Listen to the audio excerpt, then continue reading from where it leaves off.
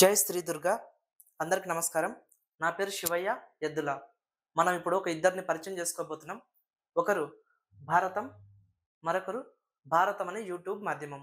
అంటే నువ్విప్పుడు చూస్తున్న ఈ ఛానల్ యొక్క పరిచయం, ఈ ఛానల్‌లో మనం మాట్లాడుకొని తెలుసుకోబోయే భారతం యొక్క పరిచయం. ముందుగా భారతాన్ని పరిచయం చేసుకుందాం. భారతం అంటే ఏంది? భారతాన్ని ఎందుకు తెలుసుకోవాలి? తెలుసుకుంటే ఏంటి? తెలుసుకోకపోతే ఏంటి? అసలు తెలుసుకోవాల్సిన అవసరం ఏముంది? ఈ ప్రశ్నలకు సమాధానమే భారతం యొక్క పరిచయం. అలాగే మన దేశం మీద, మన భారతదేశం మీద మనం ఒక చిన్న అవగాహనను తెచ్చుకోవడం కూడా భారతం యొక్క పరిచయమే. కాబట్టి మన దేశం మీద మనం ఒక చిన్న అవగాహన తెచ్చుకునే ప్రయత్నం చేద్దాం. దేశం, భారతదేశం. దేశం అంటే ఏంది? మనం చిన్నప్పుడు చదువుకున్నాం. శ్రీ గురజాడ అప్పారావు గారు చెప్పినట్లు, దేశం అంటే మట్టి కాదోయ్, దేశం అంటే మనుషులోయ్. దేశం అంటే మనుషులు. ఈ వాక్యం మీద ఈ వాక్యం మీద ఎలాంటి అభ్యంతరం లేదు కదా! సమర్థనీయమే కదా! దేశం అంటే మనుషులు అనేటిది. దేశం అంటే మనుషులు. అయితే మనుషులంటే ఎవరు? దేశం అంటే మనుషులు అయినప్పుడు మనుషులంటే దేశమే అయితదంటే అయితది.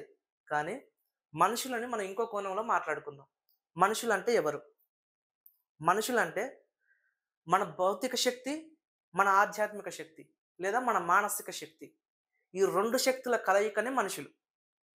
భౌతిక శక్తి అంటే మన శరీరం, మానసిక, ఆధ్యాత్మిక శక్తి అంటే మన ఆలోచనలు. మన ఆలోచనలు, మన శరీరం. ఈ రెండిటి యొక్క కలయికనే మనుషులం. ఉదాహరణకు ఇది చూడండి. ఆలోచనలు, శరీరం. ఈ 2 కలిస్తేనే మనుషులం. మనుషులే దేశం. సరే. ఈ శరీరం గురించి తర్వాత మాట్లాడుకుందాం. ఆలోచనలు. ఆలోచనలు అంటే ఏంది? ఆలోచనలంటే ఏదైనా ఒక విషయం మీద మనకున్న అవగాహన యొక్క స్థాయిని పెంచే విధంగా మన మెదడులో జరిగే ప్రక్రియనే ఆలోచనలు. ఉదాహరణకు ఒక ఇద్దరు వ్యక్తులను తీసుకొని మాట్లాడుకుందాం. మొదటి వ్యక్తి, రెండవ వ్యక్తి. ఈ ఇద్దరు వ్యక్తులకు కూడా ఒకే రకమైన సందేహం ఉంటది. ఏంటి ఆ సందేహం అంటే, ఏ బాధలు లేకుండా ఎలా బ్రతకాలి? ఏ బాధలు లేకుండా ఎలా బ్రతకాలి అనేది ఇద్దరి యొక్క సందేహం. వీళ్ళిద్దరికి తెలీదు. ఏ బాధలు లేకుండా ఎలా బ్రతకాలనో వీళ్ళిద్దరికి తెలియక అప్పటి వరకు గూడా మొత్తం బాధలతోటే బ్రతికుండింటారు. అయితే కొంతకాలానికి ఇద్దరికి గూడా వీళ్ళకొచ్చిన అనుభవంతోటి అంటే వీళ్ళ జీవిత అనుభవంతోటి గాని, వీళ్ళకున్న జ్ఞానంతోటి గాని, వీళ్ళకు కొన్ని ఆలోచనలొస్తాయి. ఏం ఆలోచనలంటే, మొదటి వ్యక్తికి ఒక 3 ఆలోచనలొస్తాయి. ఏంటవి? అహింస పరమో ధర్మః, ధర్మహింస తదైవచ. అంటే అహింసతోటి బ్రతకడం అనేది చాలా గొప్ప విషయం. అదే విధంగా ధర్మాన్ని కాపాడడం కోసం చేసే హింస కూడా అంతే గొప్పది. అహింస ఎంత గొప్పదో, ధర్మం కోసం చేసే హింస కూడా అంతే గొప్పది అనేసి మొదటి ఆలోచన. ఇలా బ్రతికితే ఏ బాధలు ఉండవు అనేసి మొదటి ఆలోచన. రెండవ ఆలోచన ఏంటి? ఏ కోరికలు ఉండకపోవడం. ఏ కోరికలు లేకుండా ఉండడం. అంటే ఇలా బ్రతకాలి, ఇలా బ్రతకాలి, అది జేయాలి, ఇది జేయాలి అనేవి ఏవి లేకుండా ఉంటే ఏ బాధలు ఉండవు అనేసి, అంటే ఏ కోరికలు లేకుండా ఉంటే ఏ బాధలు ఉండవనేసి రెండో ఆలోచన మొదటి వ్యక్తికి. ఇక మూడో ఇక మూడవ ఆలోచన ఏంటంటే స్థితప్రజ్ఞతతో ఉండడం. అంటే విజయాలకు పొంగిపోవడం గాని, అపజయాలకు కృంగిపోవడం గాని గాకుండా విజయంలోనూ, అపజయంలోనూ వైరాగ్యాలను వదిలేసి ఏ స్థితిలో అయినా గూడా ఒకే రకమైన మనస్తత్వంతో ఉండడమే స్థితప్రజ్ఞతతో ఉండడం. ఇలాగ బ్రతికితే గూడా ఏ బాధలు ఉండవు అనేసి మొదటి వ్యక్తి యొక్క ఆలోచన. ఈ 3 ఆలోచనలతోటి ఈ 3 ఆలోచనలను తన జీవితానికి అన్వయించుకొని ఈ 3 ఆలోచనల ప్రకారంగానే జీవిస్తూ మొదటి వ్యక్తి సంతోషంగా ఉన్నాడు. అయితే రెండో వ్యక్తికి 5 ఆలోచనలొచ్చినాయి. ఏంటి ఆ 5 ఆలోచనలు అంటే మనం చెప్పుకోవట్లేదు గానీ, ఒక 5 ఆలోచనలొచ్చినాయి. ఈ 5 ఆలోచనల్లో ఏ ఒక్కటి దీనిలో లేదు. ఈ 3 ఆలోచనల్లో ఏ ఒక్కటి దీనిలో లేదు. అంటే పూర్తిగా ఈ ఆలోచనలు వేరు, ఆ ఆలోచనలు వేరు. అయితే ఈయనకొచ్చిన ఈ 5 ఆలోచనలతోటి అంటే రెండో వ్యక్తికొచ్చిన ఈ 5 ఆలోచనలతోటి తన జీవితాన్ని ఈ 5 ఆలోచనల ప్రకారంగా జీవిస్తూ, తన జీవితాన్ని ఈ 5 ఆలోచనలతోటి అన్వయించుకుని సంతోషంగా బతుకుతున్నాడు రెండో వ్యక్తి. అయితే ఇప్పుడు చూద్దాం. మనం ఆలోచనలకు ఒక నిర్వచనం చెప్పుకున్నాం. అలాగే ఒక ఉదాహరణ కూడా చెప్పుకున్నాం. ఈ ఈ నిర్వచనము అంటే డెఫినిషన్ ఆలోచన యొక్క డెఫినిషన్. ఈ డెఫినిషన్ అండ్ ఈ ఎగ్జాంపుల్ 2 కూడా మ్యాచ్ అయితున్నాయా లేవా చూద్దాం ఒకసారి. ఏమని? ఆలోచన అంటే ఏం చెప్పుకున్నాం? ఏదైనా ఒక విషయంపై ఈ ఉదాహరణలో విషయం అంటే ఏంటి? విషయం అంటే ఏ బాధలు లేకుండా ఎలా బ్రతకాలి అనేది విషయం. ఈ విషయం మీద వీళ్ళిద్దరికీ ఈ ఆలోచనల కంటే ముందు ఏమైనా అవగాహన ఉందా? లేదు.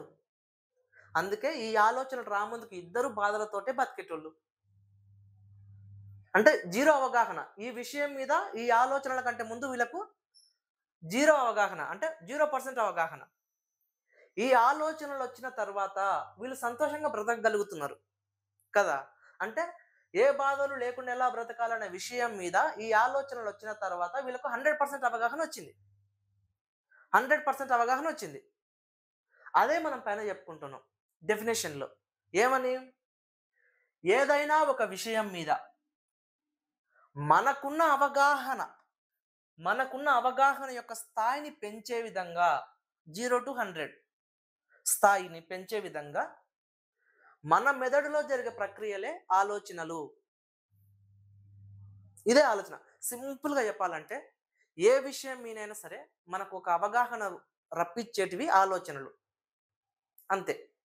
తర్వాత ఇక వీళ్ళిద్దరు ఇప్పుడు సంతోషంగా బతుకుతున్నారు కదా! ఇద్దరు గూడా. వీళ్ళిద్దరు ఏం చేస్తారంటే కొంతకాలం తర్వాత వీళ్ళ అనుచరులకు ఎవరికి వారు వీళ్ళ అనుచరులకు అంటే వీళ్ళ ఫాలోవర్స్‌కి లేదా వీళ్ళ తర్వాతి తరానికి నెక్స్ట్ జనరేషన్‌కి వీళ్ళ ఫాలోవర్స్‌కి లేదా వీళ్ళ నెక్స్ట్ జనరేషన్‌కి వీళ్ళు ఏం చేస్తారంటే ఇవే ఆలోచనలు అందిస్తారు. చెప్తారు వాళ్ళకు. ఏమని? బిడ్డ ఇలా బ్రతకండి. ఈ ఆలోచనలతోటి బ్రతకండి. ఇలా బ్రతికితే ఏ బాధలు ఉండవు. ఏ బాధలు లేకుండా మనం బ్రతకగలుగుతాం ఇలా ఉంటే అనేది చెప్తారు. వాళ్ళేం చేస్తారు? ఫస్ట్ ఆరిజిన్ ఈ ఆలోచనల యొక్క ఆరిజిన్ ఇది. వీళ్ళేం చేస్తారు? వాళ్ళ తర్వాత తరానికి అందిస్తారు. మళ్ళీ ఆ తర్వాతి తరం వాళ్ళేం చేస్తారు? సంతోషంగా బతుకుతారు ఈ ఆలోచనలతోటే. తర్వాత వాళ్ళేం చేస్తారు? మళ్ళా వాళ్ళ తర్వాత తరానికి అందిస్తారు. ఇవే ఆలోచనలని రెండో తరానికి అందిస్తారు. వాళ్ళు సంతోషంగా బతుకుతారు. వాళ్ళు మళ్ళా వాళ్ళ తర్వాత తరానికి అందిస్తారు. వాళ్ళు సంతోషంగా బతుకుతారు.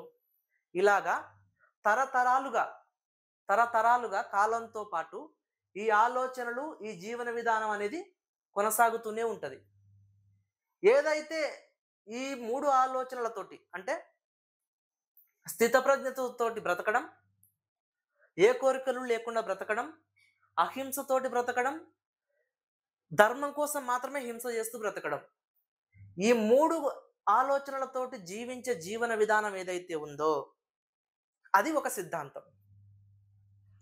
ఇంకోటి ఈ 5 ఆలోచనలతోటి జీవించే జీవన విధానం ఏదైతే ఉందో ఇది ఒక సిద్ధాంతం.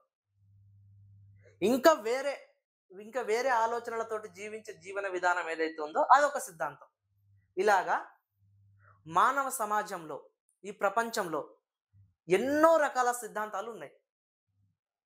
ఎన్నో రకాల సిద్ధాంతాలున్నాయి. అయితే ఇప్పుడు మనం ఒక పదం వాడుతున్నాం సిద్ధాంతం అనేది. సిద్ధాంతం అంటే ఏం లేదు జీవన విధానం. సిద్ధాంతానికి డెఫినిషన్ చెప్పుకుందాం. సిద్ధాంతం యొక్క నిర్వచనం చెప్పుకుందాం. ఏంటి? ఒక వ్యక్తి ఇందాక ఒక వ్యక్తి దగ్గరనే మొదలైంది కదా! ఒక వ్యక్తి లేదా ఒక సమూహం. అంటే వీళ్ళ తర్వాత నెక్స్ట్ జనరేషన్‌కి ఎళ్ళినాయి కదా! ఈ ఆలోచనలు. వాళ్ళు ఫాలో అవుతున్నారు కదా!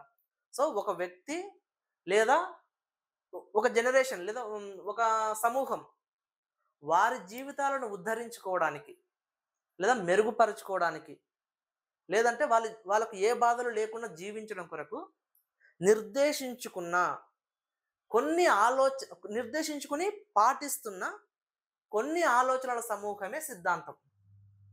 సింపుల్‌గా చెప్పాలంటే ఇలా బ్రతకాలి, ఇలా బ్రతకాలి, ఇలా ఉండకూడదు, ఇలా ఉండాలి, ఇవి జెయ్యాలి, ఇవి జెయ్యకూడదు అనేసి ఆలోచించుకుని, నిర్దేశించుకుని, నిర్ణయించుకుని, ఆ ఆలోచనలకు, ఆ నిర్ణయాలకు కట్టుబడి బ్రతకడమే సిద్ధాంతం.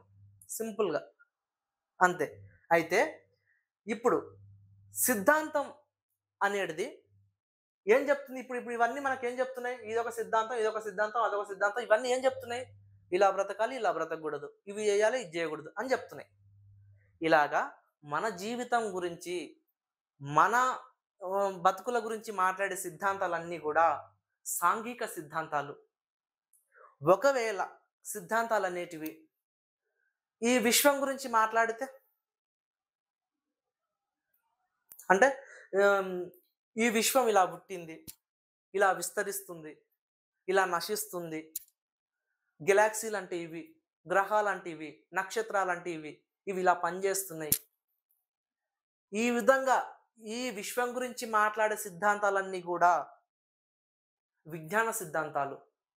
ఏ ఏ సిద్ధాంతాలు మాట్లాడితే విశ్వం గురించి ఉదాహరణకు 2, 3 చెప్పంటే గణిత శాస్త్ర సిద్ధాంతం అంటే మ్యాథమెటిక్స్ థీరమ్స్, అది రసాయన శాస్త్ర సిద్ధాంతం కెమిస్ట్రీ థీరమ్స్, భౌతిక శాస్త్ర సిద్ధాంతం ఫిజిక్స్ థీరమ్స్.